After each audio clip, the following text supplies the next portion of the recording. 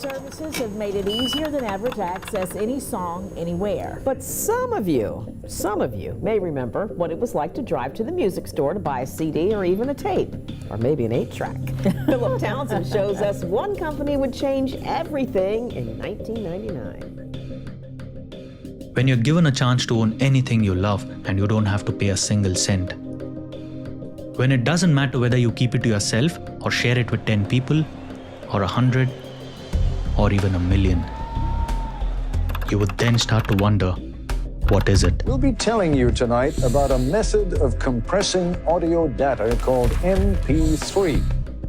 The latest advance called MP3 comes via the internet. At first I wasn't sure what to think, but when I see half the country doing the same thing, why would I say no? What's up, man? I'm with MTV News. I was wondering if you had any MP3s on your computer. Yeah. So how many MP3s do you have on your computer? About 600, probably like 300. 6 or 7,000. Come again? 6 or 7,000. If you're wondering how that was even possible, how many of you download music from the internet? So you don't think this is stealing? Not at all, because you're just getting a few songs that you find interesting. Latest software makes it a bit too easy for students to access their favorite tunes. maybe we were part of something global, part of the reason why music appeared free of cost. If you make something and somebody takes it without compensating you, you're hurt by that. Everyone would like to have everything for free. That's not how we work. And it's not fair, it's not right. And to think it all started in a college dorm with a 19-year-old kid.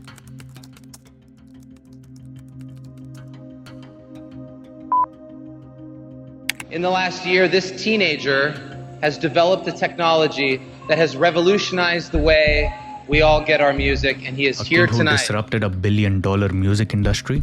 A kid who changed the way the world listened to the music. He was treated like a rock star. It's strange, it's awkward. I'm not used to this. He's an awesome guy, and he's so young, too.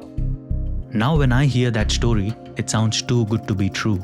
But then again, who are we to decide what makes a revolution? A revolution the world would come to know as Napster. Ladies and gentlemen, creator of Napster, Sean Fanning.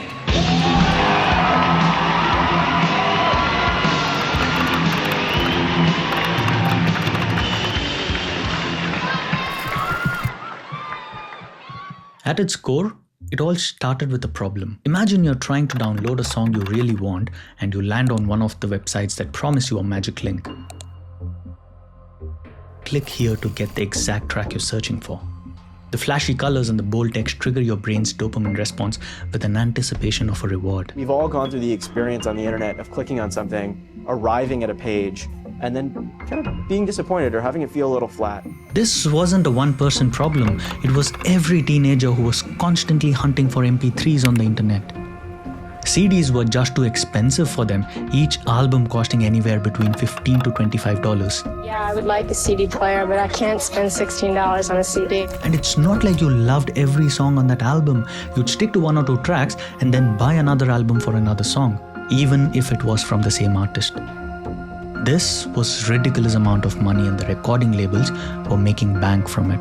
And we were still trying to find that one song that made our world a little louder. You see, your best shot at finding MP3s during the early days of the internet was if you were part of an underground online network. And one such popular networks back then was IRC, the Internet Relay Chat. Think of it like Discord of the 90s, with chat rooms, file sharing, and niche communities for everything. And you see, when there's file sharing, one thing always spreads first, even to this day, and it's piracy. IRC had communities for pirated softwares, cracked operating systems, and sometimes music too.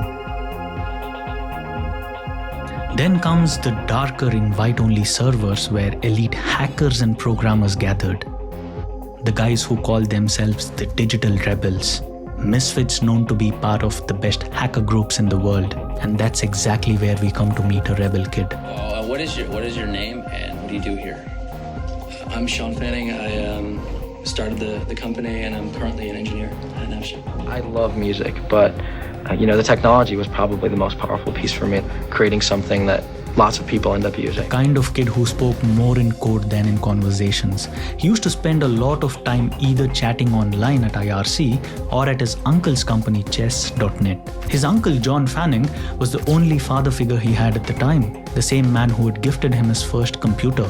And when I received my computer, I just got completely sucked in. And so what happened was I started compromising my schoolwork. I quit all the sports I was playing and focused all of my energy on learning about software development. If Fanning was the code, Parker was the chaos. I'm Sean Parker. I am also a founder, and I do a variety of things. He was a teenage trickster, a genius in disguise who had somehow convinced everyone that he was born to disrupt.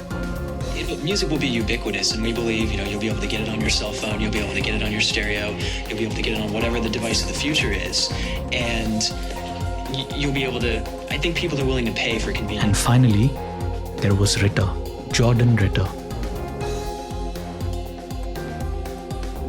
The wildcard guy who would get high on 6 joints of marijuana and take down an entire university network, just for fun. How did you get started with Napster? Well, it all started when Sean talked about what he was working on back in, I guess, the beginning of 2000 in an underground chat room on IRC on FNet. Now you're probably wondering, why am I throwing all these names around? Who are these guys and what exactly were they doing? To be honest, I keep asking myself the same question. How did this even happen? How is it possible that a bunch of barely adult misfits came together, disrupted a billion-dollar music industry and somehow got away with it? The deeper I dug into this rabbit hole, the more it all pointed me back to one place. The private, invite-only IRC chat room, a room the rebels called W00W00, or simply Woo Woo. I guess the beginning of 2000 in an underground chat room on IRC on FNet, and we're a pretty tight-knit group, Woo Security Development. Yeah, you really don't level out. What we are looking at is the Woo Woo community. We turned out to be the largest online security group. The first rule was no mill, no gov, no money. Nothing military, nothing government, nothing to do with money. Everything else was fair game. Fanning and I were part of the same underground network of elite cyber criminals. And somewhere in that noise, a simple idea was formed. It started out with a personal problem, like, hey, it really sucks getting stuff online. It was really hard to exchange files on the internet. You see, today, if you want to share an MP3, you just click 3 times and boom, it's on your friend's phone. But back then, you had to talk to a bot on IRC or know the address of some secret FTP server or use something called as DSL. I wouldn't have bothered with that kind of crap either. Sean was probably 15 when he started improving the MP3 sharing on IRC. By the looks of it, he wasn't really trying to change the world, he just wanted to help the community. One of my roommates was into MP3s, and he would skip class and sit home and download music, and he was always complaining about how unreliable the technology was, and that sort of signaled me that there was a potential, there's a problem that could be solved, and I just looked into it. So technically, Sean here had 2 problems to solve. Fixing the file sharing on IRC and making it simple for his friend to download the songs he wanted. He quickly got to work and mostly worked all by himself, never disclosing the code to anyone until one day in the summer of '99, Jordan Ritter gets a message. And then he got some help on the server side in particular from a number of engineers, including Jordan Ritter.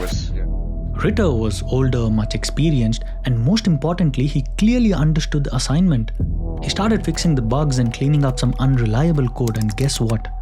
By end of the summer, he had built a solid backend system for what would be known as Napster. Why do we call it Napster? In high school, playing basketball with a friend, doing the typical things you do when you play basketball, talking trash, and he said my hair was nappy.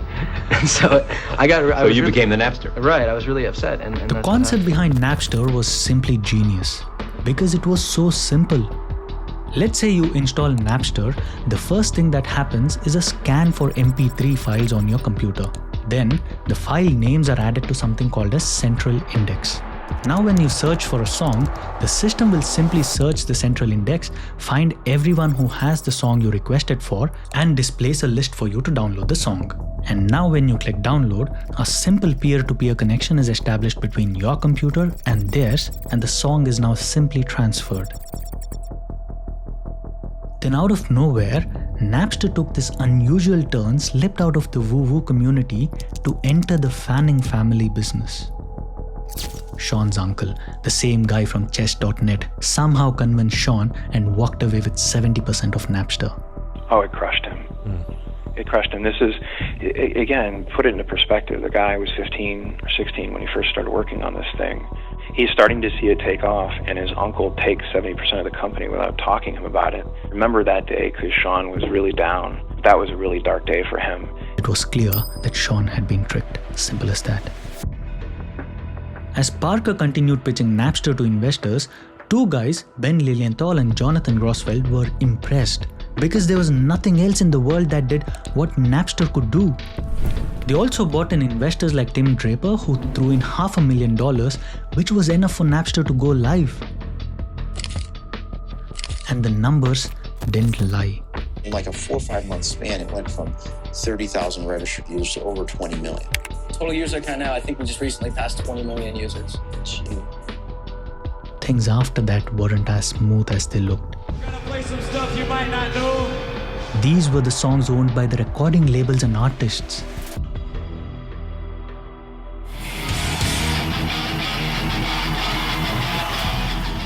The songs that took sweat and blood to produce, the songs that were sold for $20 or more for decades. And now Napster had made them all free? The investors were not as comfortable about the fact, and they asked for something called as due diligence, a legal deep dive to understand the copyright risks. But the history had a very bad habit of punishing pioneers.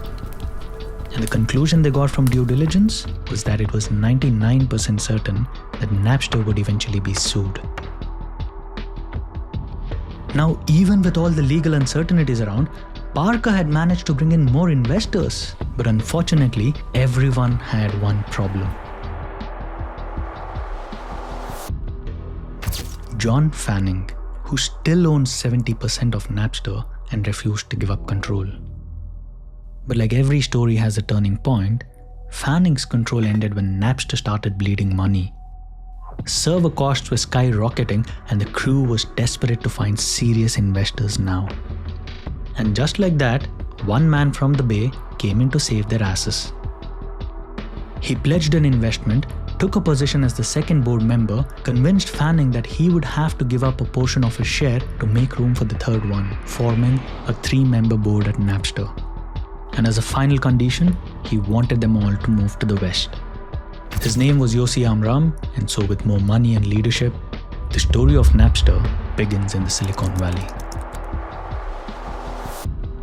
Today, I want to tell you 3 stories from my life. You have to take your skills and attack the new frontier. The first rule in investment is don't lose. And the second rule in investment is don't forget the first rule.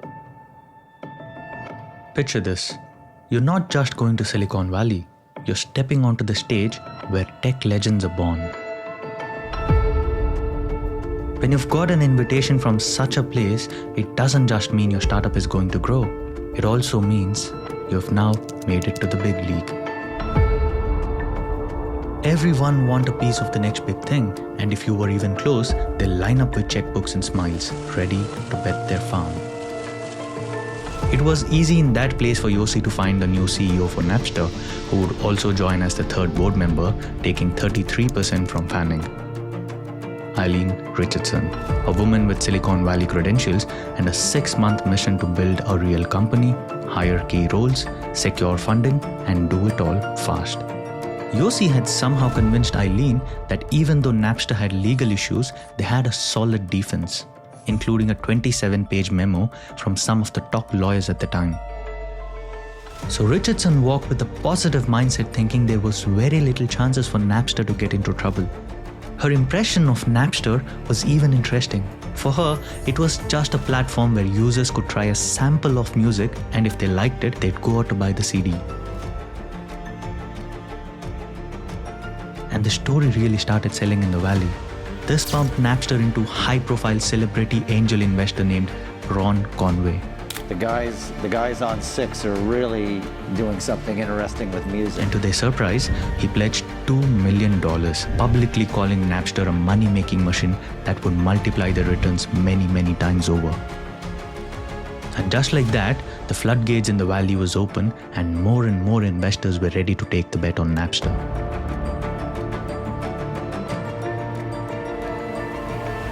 Until one day, Napster hijacked our music without asking. They never sought our permission. Our catalog of music simply became available for free downloads on the Napster system.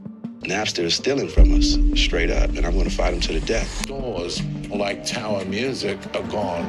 With Napster, every song by every artist is available for download at no cost. You see, every revolution leaves some ashes behind, and in this one, those ashes belong to the music industry. It's disrespectful. This is straight up disrespectful. That shit is bullshit. All that Napster shit is bullshit.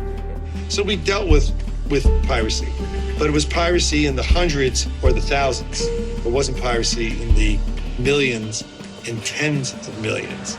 On December 6, 1999, the recording industry filed an official lawsuit against Napster. Debate will now play out in the California courts where Napster is being sued by the recording industry and Metallica.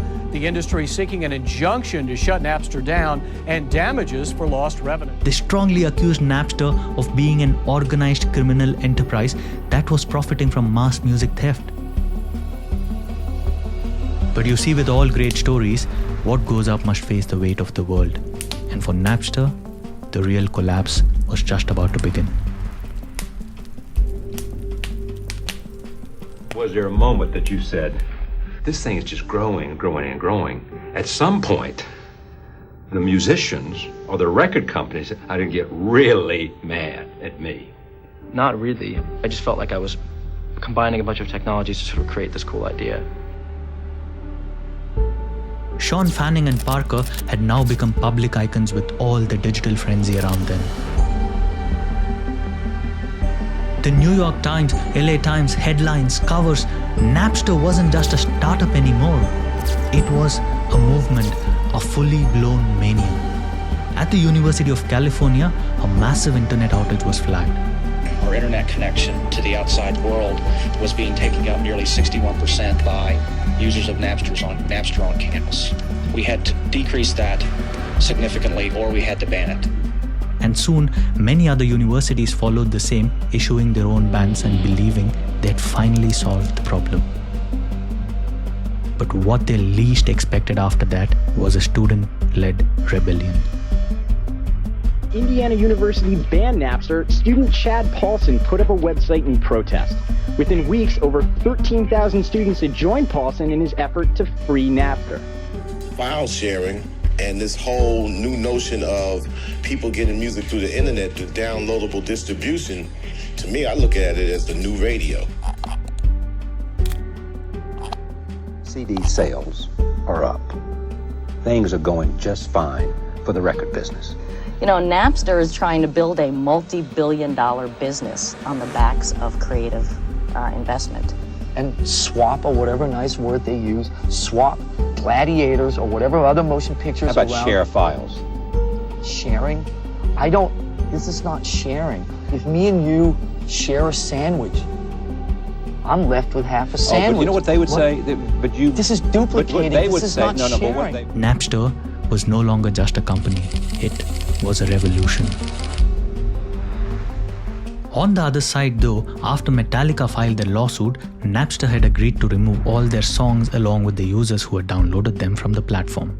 Last spring, Ulrich showed up at Napster's office with the names of 300,000 users that he said had illegally downloaded Metallica songs. While Napster kicked the users off, many were right back on in a matter of hours using different names. There was media, young protesters, and for every person supporting Metallica, there were dozens defending Napster.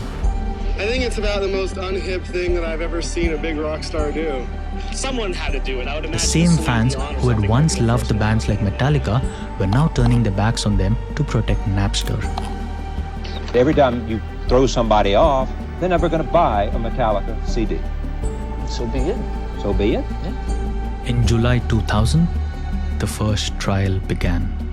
The music industry came in locked and loaded. They called Napster a digital thief, accusing it of costing artists and labels millions of dollars, encouraging fans to steal music, and destroying the foundation of the entire music business. Napster's legal defense was led by David Boyce, who tried referencing old cases such as Sony Betamax, Rio MP3 players, only to get dismissed by the judge. Napster's helping and not hurting the recording industry and artists. A chorus of studies show that Napster users buy more records as a result of using Napster, and that sampling music before buying is the most important reason that people use Napster. After that came the final nail in the coffin, a leaked internal email which read, "Users will understand that they are improving their experience by providing information about their tastes without linking that information to name or address or other sensitive data that might endanger them, especially since they are exchanging pirated music." I repeat, pirated music. Just the two words was all it took to bury an empire. The judge gave direct orders to build a system that automatically detected and removed copyrighted music, or simply shut the platform down. That the rules of the road are the same online as they are offline, and sends a strong message to others that they cannot build a business based on others' copyrighted works without permission. But Napster, you see, wasn't ready to die yet. They filed an appeal, and to their surprise, the appeals court acknowledged a very important detail. My fellow in New Jersey and my fellow in Guam will have a direct connection on the internet, right? But that's how the music is transmitted. It is transmitted on the internet, and we are not trying And to for stop a brief the moment, internet. it looked like Napster had scored a chance to live. They didn't host the music itself, they merely connected users to each other and weren't really storing the songs themselves.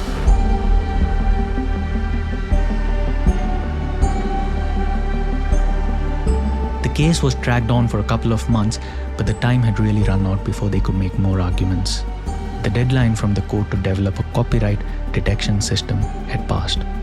No system, no mercy, no second chance. And on July 11, 2001, the servers that once shook the world went dark.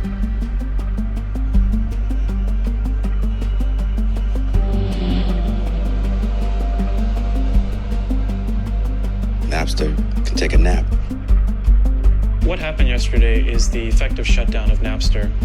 And what that's going to do is give birth to 1,000 of Napster's spawn. And these children are going to be much better bred.